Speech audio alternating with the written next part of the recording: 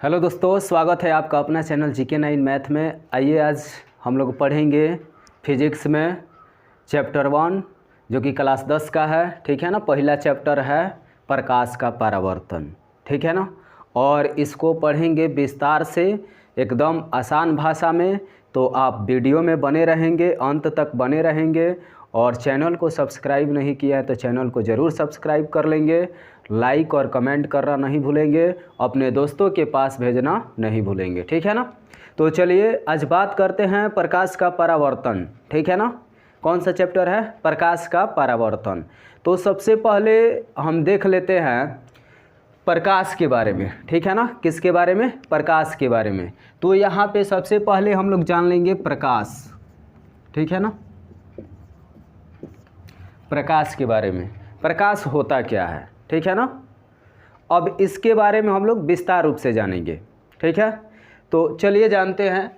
जैसे कि आँख के अतिरिक्त, ठीक है ना, आँख के अलावा किसी वस्तु को अगर हमें देखना है तो उसमें प्रकाश की आवश्यकता होती है। ठीक है ना। किसी भी वस्तु को देखने के लिए हमारे पास आँख है, ठीक है ना, लेकिन इसके अलावा किसकी आवश्यकता होगी? तो प्रकाश की आवश्यकता होगी। ठीक है ना। और प्रकाश और आँख दोनों रहेगा तभी हम किसी वस्तु को क्या कर पाएंगे? देख पाएंगे। ठीक है ना। तो इसमें सबसे पहले हम लोग जानेंगे प्रकाश के बारे में कि प्रकाश क्या है। प्रकाश वह कारक है जिसकी सहायता से हम किसी वस्तु को देख सकते हैं। किसी भी वस्तु को देखने के लिए प्रकाश की आवश्यकता होती है। ठीक है। और उस वस्तु को देखने के लिए हमें आँख की भी आवश्यकता होती है। तो वस्तु को देखना है तो प्रकाश और आँख दोनों की आवश्यकता है। ठीक है ना। तो इसमें फ़िलहाल हम लोग चर्चा करेंगे प्रकाश के बारे में। प्रकाश क्या है? तो प्रकाश वह कारक है जिसकी सहायता से हम किसी वस्तु को देख सकते हैं। और प्रकाश एक प्रकार का क्या है? ऊर्जा है।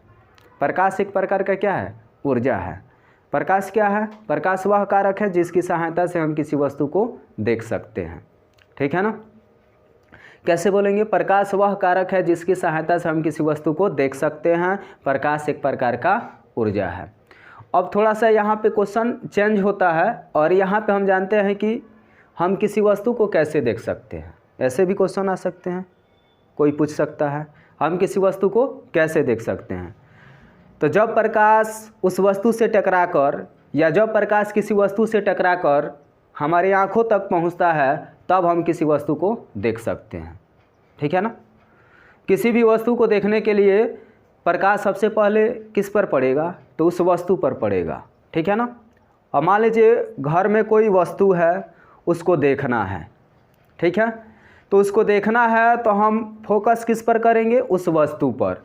और उस वस्तु पर प्रकाश जैसे ही पड़ेगा वहाँ से टकरा कर हमारे आँखों तक पहुँचेगा तब हम उस वस्तु को देख पाएंगे। ठीक है। यहाँ तक क्लियर है।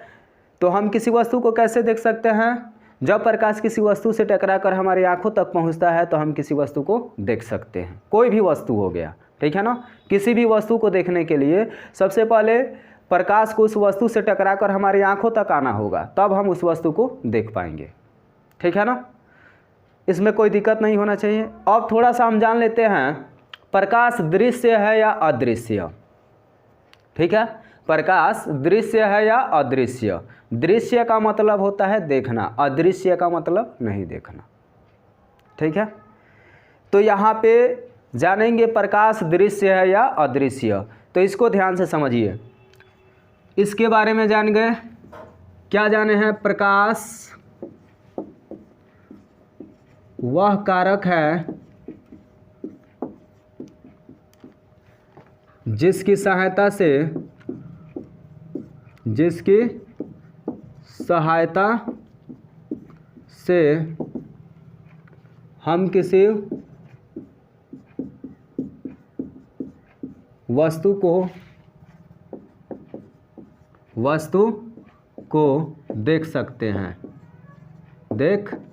देख सकते हैं। ठीक है। प्रकाश वह कारक है जिसकी सहायता से हम किसी वस्तु को देख सकते हैं।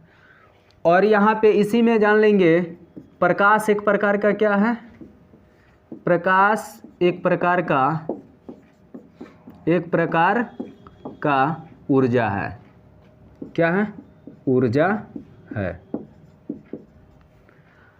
बात समझ में आ रहा है? प्रकाश एक प्रकार का क्या है? तो प्रकाश एक प्रकार का ऊर्जा है। ठीक है ना?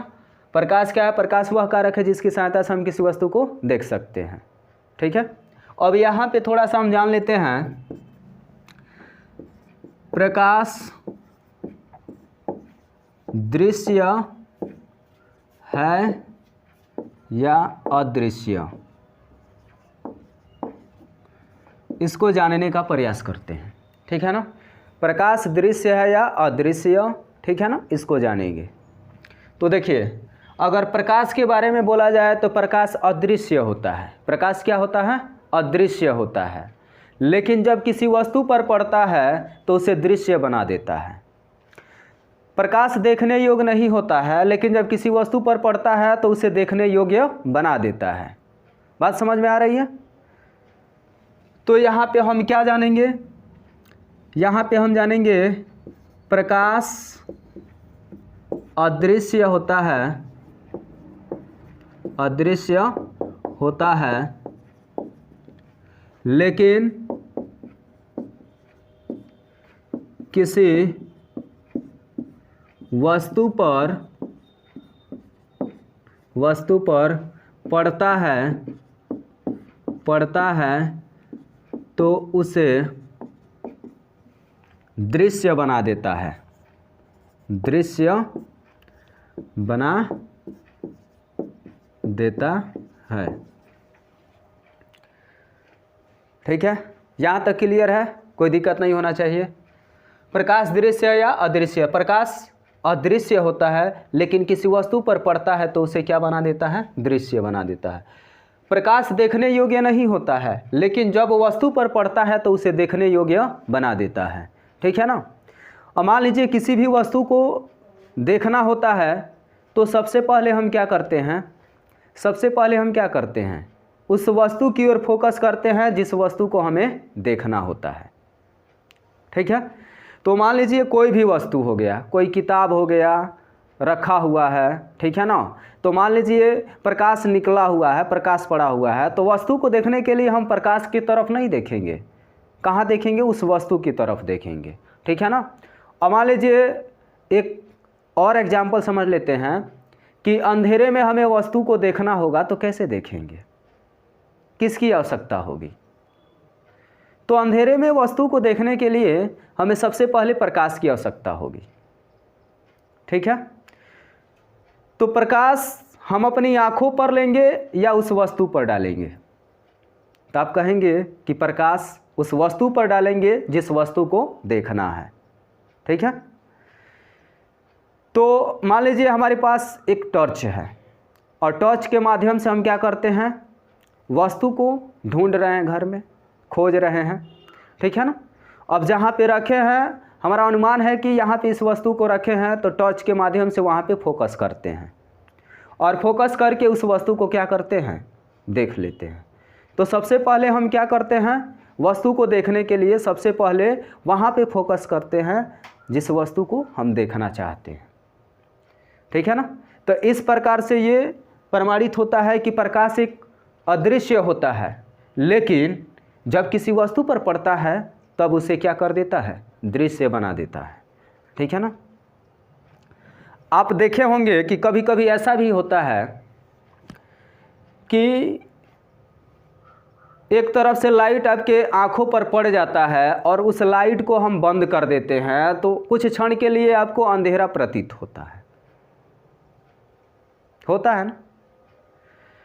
तो ये प्रक्रियाएं जो होती है, हमें वस्तु को देखने के लिए सबसे पहले उस वस्तु पर फोकस करना पड़ेगा। ये नहीं कि वस्तु को देखना है तो प्रकाश को आंख पर फोकस करना पड़ेगा। जब हम वस्तु पर प्रकाश को फोकस कर देंगे तो खुद वहाँ से प्रकाश टकराकर हमारे आंखों तक पहुँच जाएगा, उस वस्तु को हम देख लेंगे। इसमें आपको किसी प्रकार का दिक्कत नहीं होना चाहिए। ठीक है ना? अब थोड़ा आगे चलते हैं और आगे का जो प्रोसेस है उसको देखते हैं। प्रकाश स्रोत के बारे में। प्रकाश स्रोत ठीक है। अब इसको समझ लेते हैं। प्रकाश स्रोत क्या होता है? जिस वस्तु से प्रकाश निकलता है उसे हम प्रकाश स्रोत कहते हैं। जिस वस्तु से प्रकाश निकलता है उसे हम क्या कहेंगे? प्रकाश स्रोत कहेंगे। सूर्य हो गया, मोमबत्ती, लालटेन, बिजली का जलता हुआ बल्ब आदि, इनसे क्या होता है? प्रकाश निकलता है, ठीक है ना। तो इसे हम क्या कहेंगे? प्रकाश स्रोत कहेंगे। ये स्रोत कहाँ से मिल रहा है? मोमबत्ती है, मोमबत्ती से प्रकाश का स्रोत मिल रहा है, प्रकाश सूर्य से मिल रहा है, ठीक है ना। तो ये जो होता है प्रकाश स्रोत होता है। यानी जिस वस्तु से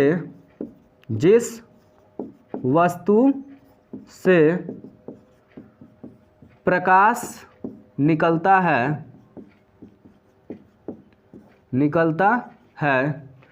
उसे प्रकाश स्रोत कहते हैं। स्रोत कहते हैं। जिस वस्तु से प्रकाश निकलता है उसे हम क्या कहते हैं? प्रकाश स्रोत कहते हैं। जैसे में यहाँ पे समझ लेंगे, लालटेन हो जाएगा, बिजली का जलता हुआ बल्ब, मोमबत्ती, सूर्य आदि।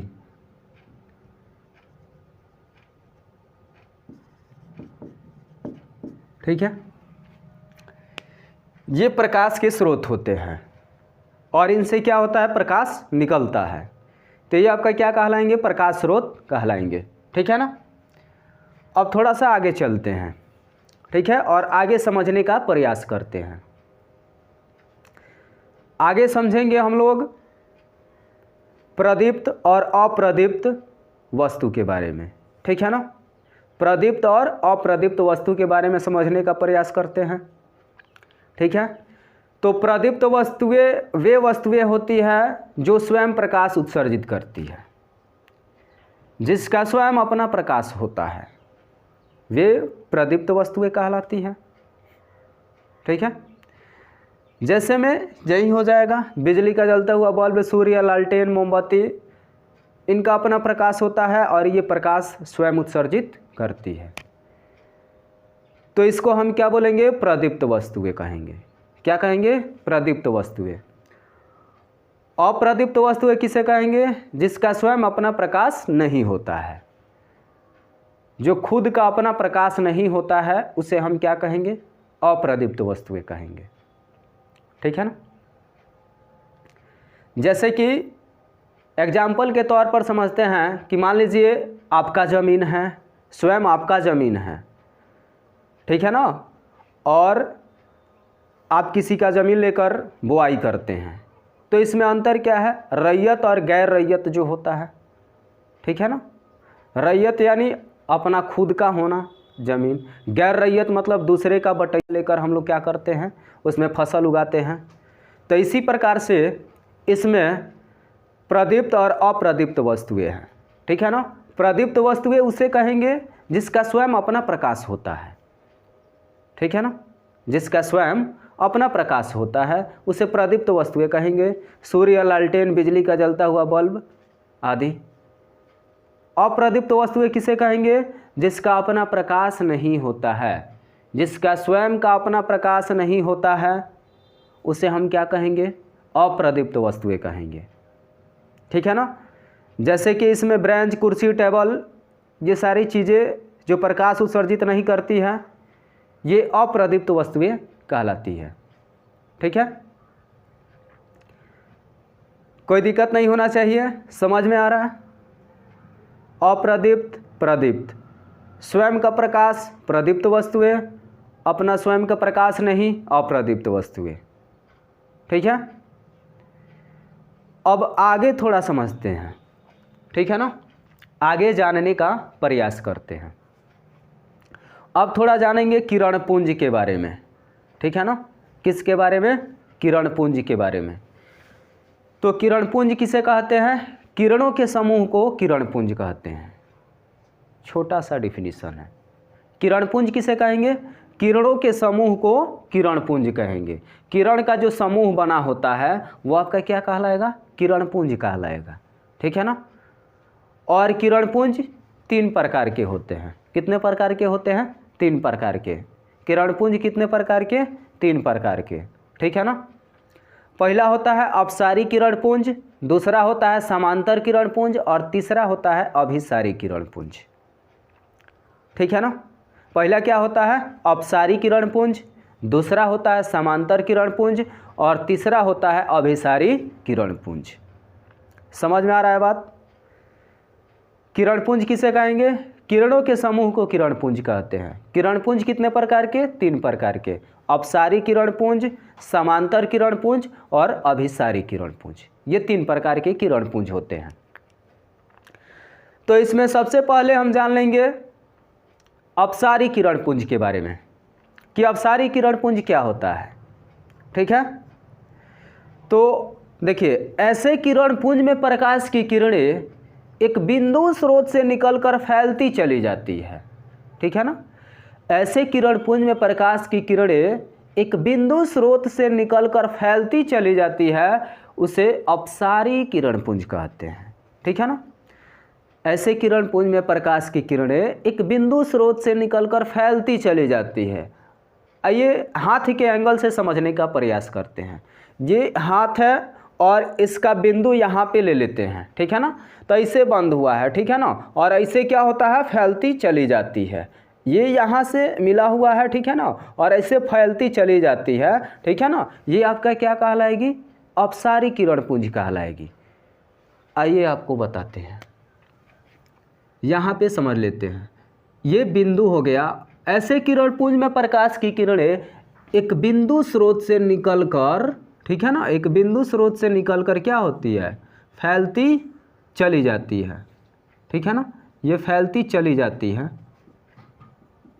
इसी को हम कहते हैं अपसारी, अपसारी किरणपुंज, किरणपुंज। ये आपका कौन सा किरणपुंज कहलाएगा? अपसारी किरणपुंज कहलाएगा। एक बिंदु स्रोत से निकलकर ये फैलती चली जाती है, अपसारी किरणपुंज कहलाती है। दूसरा आपको बता दें समांतर। समांतर किरणपुंज क्या होती है? समांतर किरणपुंज ऐसे किरणपुंज में प्रकाश की किरणें एक दूसरे के समान होती है, बराबर होती है।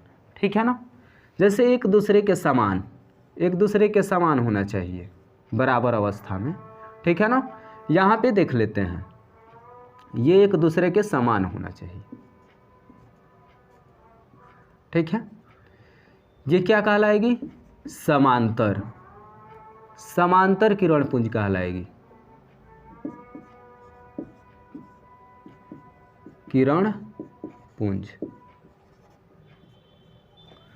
बात समझ में आ रहा है सबको? ऐसे किरणपुंज में प्रकाश की किरणें एक दूसरे के क्या होती है? समान होती है, बराबर होती है, समांतर किरणपुंज कहलाती है। तीसरा जानने का प्रयास करते हैं। ये पहला था, ये दूसरा, और तीसरा अभिसारी किरणपुंज। किसके बारे में? अभिसारी किरणपुंज के बारे में। ऐसे किरणपुंज में प्रकाश की किरणें एक बिंदु स्रोत पर क्या होती है? आकर मिलती है। ऐसे किरणपुंज में प्रकाश की किरणें एक बिंदु स्रोत पर आकर मिलती है या एक बिंदु पर आकर मिलती है, उसे हम क्या कहते हैं? अभिसारी किरणपुंज कहते हैं। ठीक है ना। अब यहाँ समझिए, ये एक बिंदु हो गया और यहाँ पे आकर क्या हो रही है? किरणें मिल रही है। क्या हो रही है? मिल रही है, मिल रही है ना। यहाँ पे ये क्या कहलाएगा? अभिसारी, अभिसारी किरणपुंज, किरणपुंज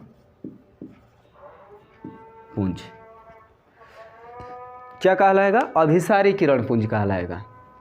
ऐसे किरणपुंज में प्रकाश की किरणें एक बिंदु पर आकर मिलती है या एक बिंदु स्रोत पर आकर मिलती है, उसे हम क्या कहते हैं? अभिसारी किरणपुंज कहते हैं। तीनों का फिगर बन गया है। ठीक है ना। हाथ के एंगल से समझते हैं। मान लीजिए ऐसे बिंदु स्रोत यहाँ पे है और यहाँ से निकल कर फैलती चली जाती है, इसे हम क्या कहते हैं, क्या कहते हैं, अपसारी किरण पुंज कहते हैं। ठीक है। और जो एक दूसरे के समान होती है, एक दूसरे के बराबर होती है, उसे हम क्या कहते हैं, समांतर किरण पुंज कहते हैं। और जो एक बिंदु पर आकर ऐसे मिल जाती है, एक बिंदु पर आकर ऐसे मिल जाती है, इसे हम क्या कहते हैं, अभिसारी किरण पुंज कहते हैं। ठीक है।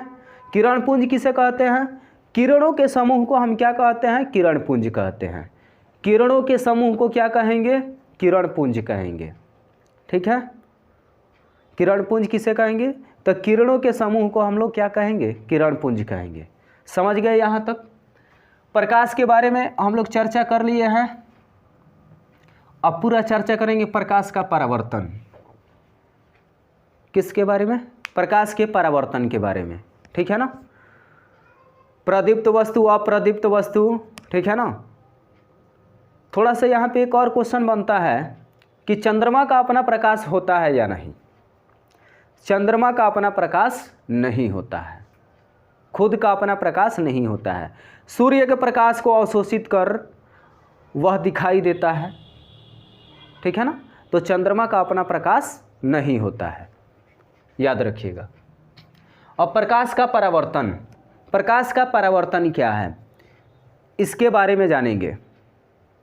ठीक है।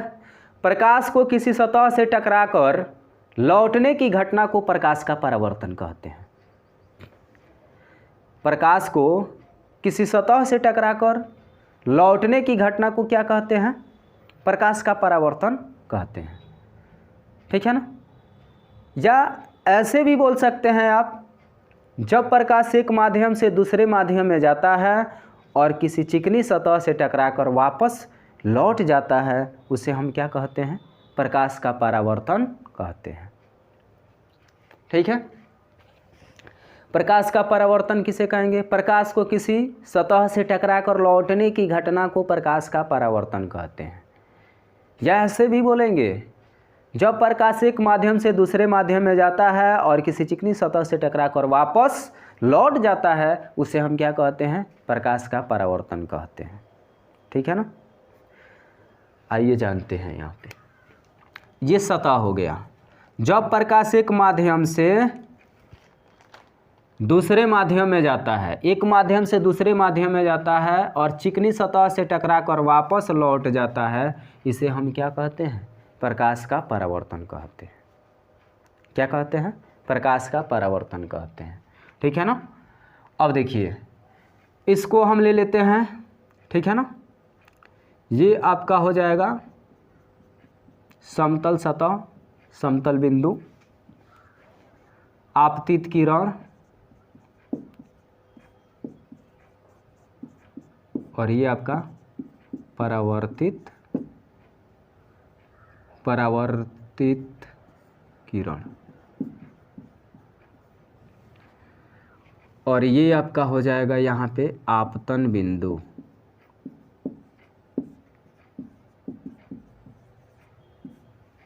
और यहाँ से अभिलंब ले लेते हैं। ठीक है ना। थोड़ा सा इसको समझेंगे। प्रकाश का परावर्तन क्या है,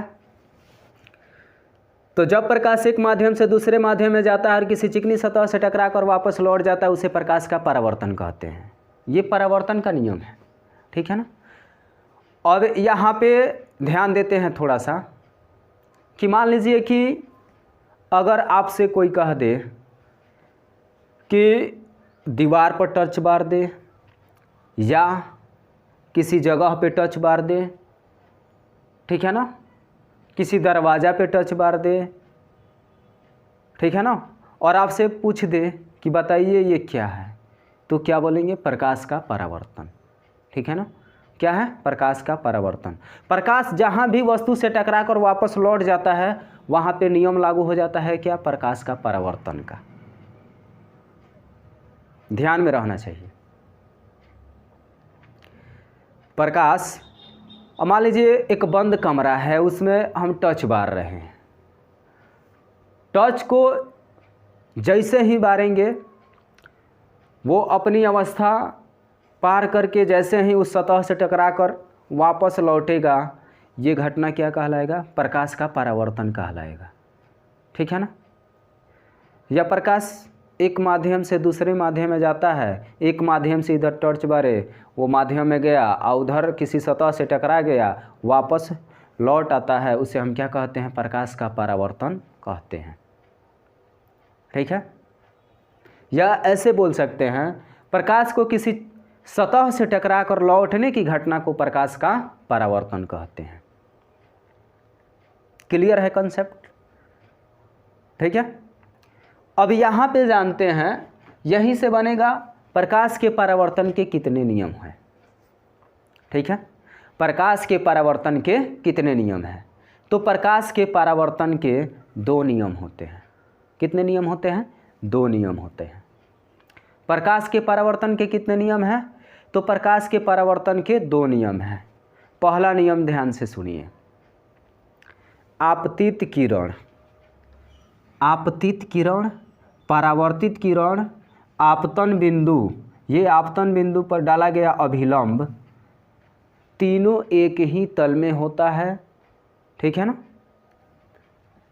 आपतित किरण, परावर्तित किरण, आपतन बिंदु पर ये अभिलंब है। क्या है? यहाँ पे लिख देते हैं, अभिलंब डाला गया है, अभिलंब। ध्यान से समझिए इसको। आपतित किरण, परावर्तित किरण, आपतन बिंदु पर डाला गया अभिलंब, तीनों एक ही तल में होते हैं या एक ही समतल में होते हैं।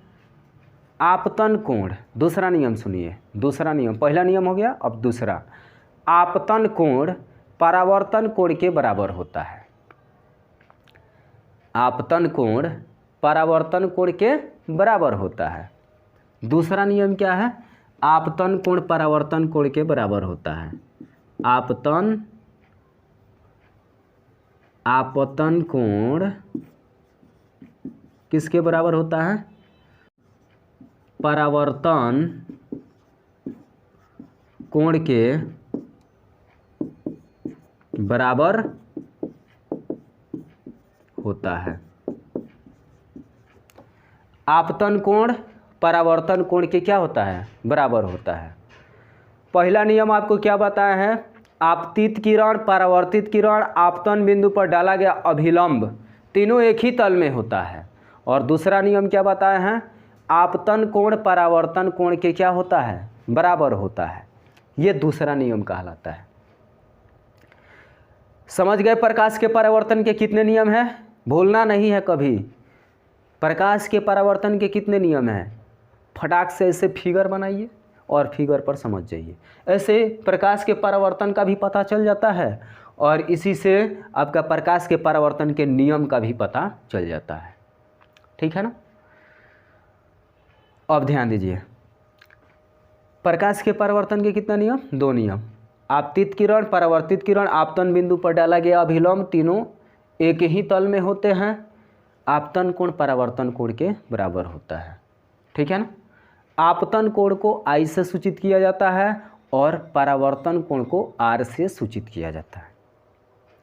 आपतन कोण को किससे सूचित किया जाता है? I से, और परावर्तन कोण को किससे सूचित किया जाता है? R से सूचित किया जाता है। ये दिमाग में फिट कर लीजिए। ठीक है ना? अब यहाँ पे हम लोग थोड़ा जानते हैं आपतन कोण के बारे में और परावर्तन कोण के बारे में। अब यहाँ से आपतन कोण, ठीक है ना, ये आपका I है, ये आपका R है, ये आपका आपतन कोण कहलाएगा। कौन सा कोण? आपतन कोण। और ये आपका परावर्तन कोण कहलाएगा। I बराबर R। प्रकाश के परावर्तन के दूसरा नियम क्या है? आपतन कोण परावर्तन कोण के बराबर होता है। तो हम क्या लिख सकते हैं? I बराबर R। आपतन कोण किसके बराबर होता है? परावर्तन कोण के बराबर होता है। यहाँ तक कंफर्म है? अब यहाँ से इसके कोण के बारे में कल्पना कर लेते हैं, जान लेते हैं। देखिए, आपतित किरण, आपतित किरण आपतन बिंदु पर डाला गया अभिलंब से जो कोण बनाती है उसे हम आपतन कोण कहते हैं। आपतित किरण और आपतन बिंदु पर डाला गया अभिलंब से जो कोण बनाती है उसे हम क्या कहते हैं? आपतन कोण कहते हैं।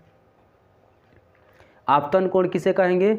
आपतित किरण और आपतन बिंदु पर डाला गया अभिलंब से जो कोण बनाती है उसे हम आपतन कोण कहते हैं। ये आपतित किरण और ये आपतन बिंदु पर डाला गया अभिलंब, इधर देखिए ऐसे कोण का निर्माण हो रहा है ना, ये डॉट डॉट है, यहाँ पे जो कोण बनता है इसी को हम क्या कहते हैं? आपतन कोण कहते हैं। कौन सा कोण कहते हैं? आपतन कोण कहते हैं। इसी प्रकार से इसमें परावर्तन कोण के बारे में जानेंगे, और परावर्तन कोण को किससे सूचित किया जाता है? तो आर से सूचित किया जाता है। ठीक है, परावर्तन कोण यानी आर। अब देखिए परावर्तित किरण और आपतन बिंदु पर डाला गया अभिलंब, परावर्तित किरण और आपतन बिंदु पर डाला गया अभिलंब से जो कोण यहाँ पे बना रही है इसे हम क्या कहते हैं? परावर्तन कोण कहते हैं। कौन सा कोण कहते हैं? परावर्तन कोण कहते हैं। और परावर्तन कोण को किससे सूचित किया जाता है? आर से सूचित किया जाता है। इतना आपके दिमाग में फिट होना चाहिए। प्रकाश के परावर्तन के कितने नियम? 2 नियम। और 2 नियम में पहला नियम आपतित किरण, परावर्तित किरण, आपतित किरण, परावर्तित किरण और आपतन बिंदु पर डाला गया अभिलंब तीनों एक ही तल में होते हैं। दूसरा नियम आपतन कोण क्या होता है? परावर्तन कोण के बराबर होता है, और आपतन कोण को आई से सूचित किया जाता है और परावर्तन कोण को आर से सूचित किया जाता है।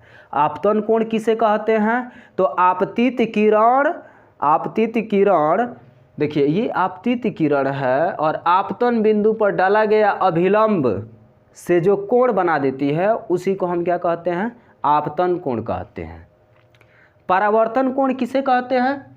तो परावर्तित किरण और आपतन बिंदु पर डाला गया अभिलंब से जो कोण बनाती है उसे हम क्या कहते हैं?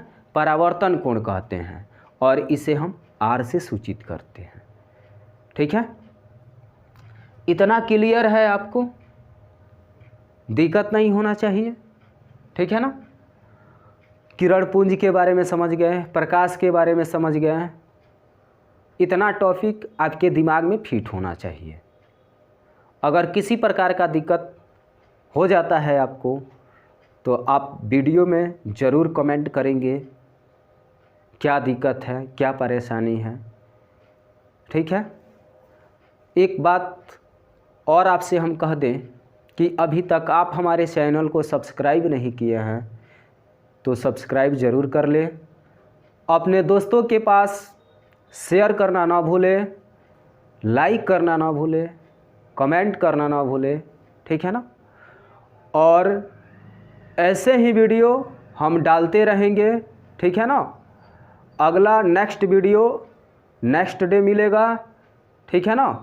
और अभी ये पहला चैप्टर चल रहा है और ऐसा हम आपको पढ़ाने वाले हैं कि आप जीवन में कभी भूल नहीं पाएंगे।